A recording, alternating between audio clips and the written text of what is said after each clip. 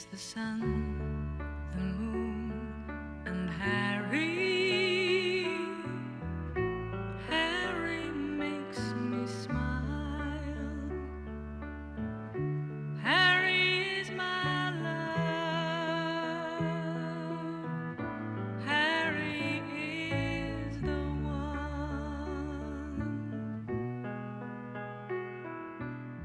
When you look back just over 3 years ago, you came here, what was your vision for Spurs then? It was a club really that was at all-time low. To be bottom of the league with 2 points from 8 games, it was only one way and that was up. So I didn't sort of come here and think, oh, we're going to get relegated, look at the state of them. But, you know, it was a club you knew had fantastic potential. And it was a great opportunity for me, really. It was too good an opportunity to turn down, taking over such a good club.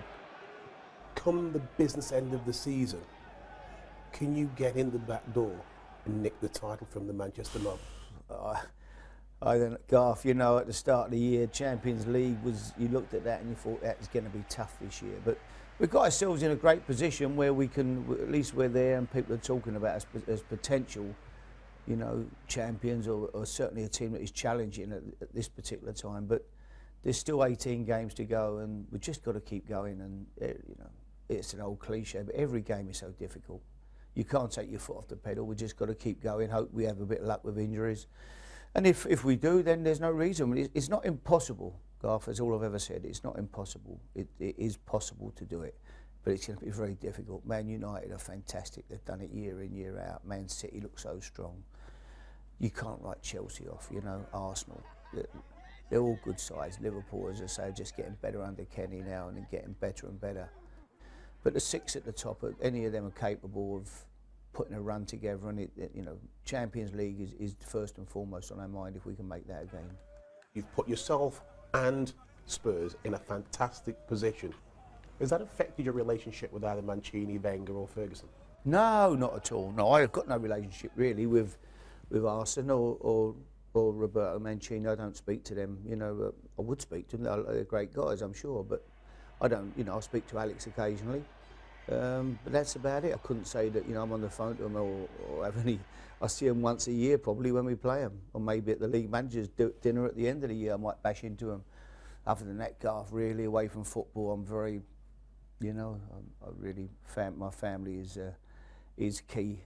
Family and dogs and all the rest of it is, you know, I'm not one for mixing. Luka Modric, him not going to Chelsea was a big deal, wasn't it? Yeah, oh, massive. I mean, it was a difficult pre-season here. You know, the Luka situation was sort of bubbling up all the time. And to be fair, the chairman did fantastic in keeping him here. You know, he could have easily took the money and people would have said, well, same old Tottenham. You know, they'll sell their best players when they get the offer and there's no real ambition to achieve anything. Well, he put that straight and managed to keep Luka here. And that was sent out a big message, I think, to everybody, that we do mean business, you know. And so keeping it, he's such a fantastic player. You know, we just couldn't afford to lose him. For us, he's irreplaceable, really. And it was a great bit of business from the chairman to keep him here. Scotty Parker, you invested the time and the money in him? Garth, I've said many times, it wasn't an easy signing. No, it wasn't a signing that, you know, to be perfectly truthful, it wasn't a signing that I think overexcited the chairman. I think Daniel looked at it and said, and quite rightly, he said, look, Harry, you know, it's a 30-year-old player, it's a 4-year contract, it's good money. You know, it wasn't a typical Daniel Tottenham signing, if you like. You know, he prefers obviously to buy younger players that have got value in the future, and that there's always, you know, that possibility of being worth more than what you paid for them. But I said to him that it's what he can give us now. You know, the future is you know, we've got to really look to strengthen the team now, and Scott could come in and he's such a good lad, great professional, as you say, footballer of the year. So he went with me in the end, and we managed to get him in, and he was a big signing, there's no doubt about that. He came and he's great around the place, great in the dressing room. He gives us something that, you know, that Tottenham, you know, we had it with Wilson Palacios here for 15 months or so. Wilson came in and did great, but they probably hadn't had that type of player too much since, you know, when you were, you know, the Graham Roberts type and people like that, you know, that we haven't had too many of them since, you know, going back to the great Dave Mackay and them sort of people. So it was important we got somebody like that in it, and I think he's been the crowd absolutely love him. He gets after the ball, he can play, he makes tackles, he's been superb for us. One of the purchases of the year probably for you, and I think to some extent might have been a little bit controversial, but it's worked for you, Emmanuel Adebayor. Yeah, Matt, he's been great. And you know, you don't know people till you work with him, Garth. You know, he came in here and he's got a reputation. Oh, he can be high maintenance, he can be trouble or whatever. But you know, when I used to watch him play at Arsenal, you know, and when we played against him at Arsenal, when I was at Portsmouth, he was almost unplayable, you know, and I used to think, my God, what a talent this fella is, you know. So to actually get him here, again, it was a great bit of business to take him on a loan. And, you know, Daniel said, look, I think we can loan him. I didn't think it would be possible, but he managed to pull it off somehow, and to bring him in here on a loan was great. He gives us something different, you know. He's got fantastic ability, and it was difficult. We lost Crouchy, who I love Peter Crouch, and he did a great job for us as well. But we've changed our style a little bit. You know, if you're going to use Crouchy at his best, you've got to deliver the ball to him. You know, you've got to hit him with the ball. It's like the boy Carroll at Liverpool. You have to deliver the ball into. If you're going to keep playing pass, Crouchy it doesn't suit him. Crouchy will score more goals at Stoke than what he would at Tottenham, because the ball will be in the box more. They'll deliver crosses. They'll get the ball in the box at every opportunity, and that's the way they like to play.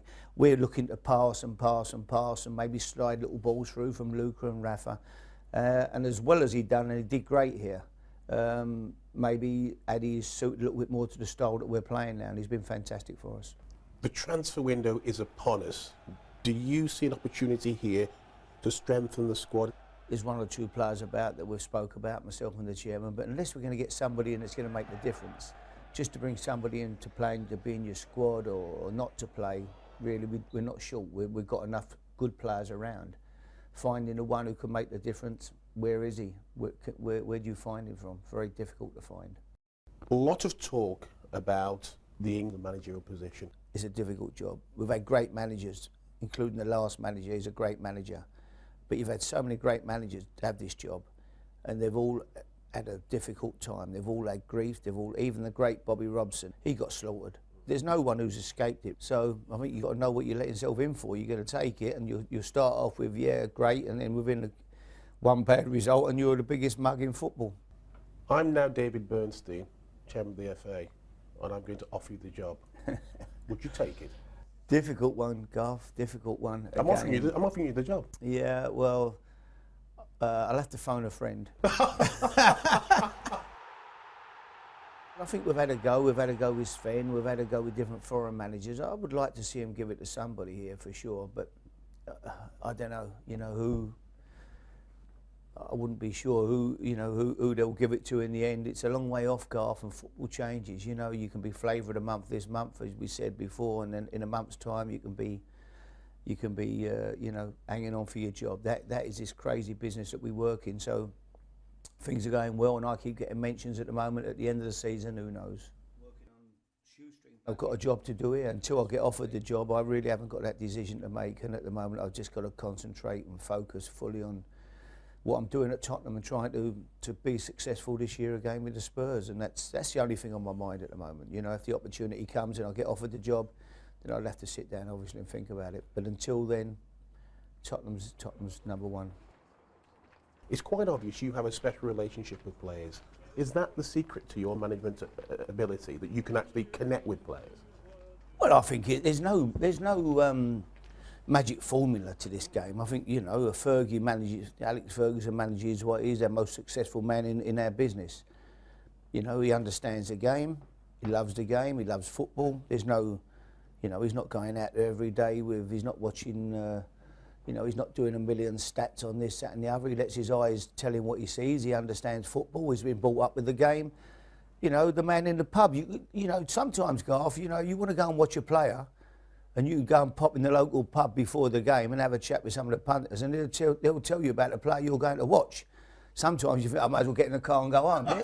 They're not all mugs, you know. So there's an awful lot that they watch the game, you know, and so there's nothing that clever.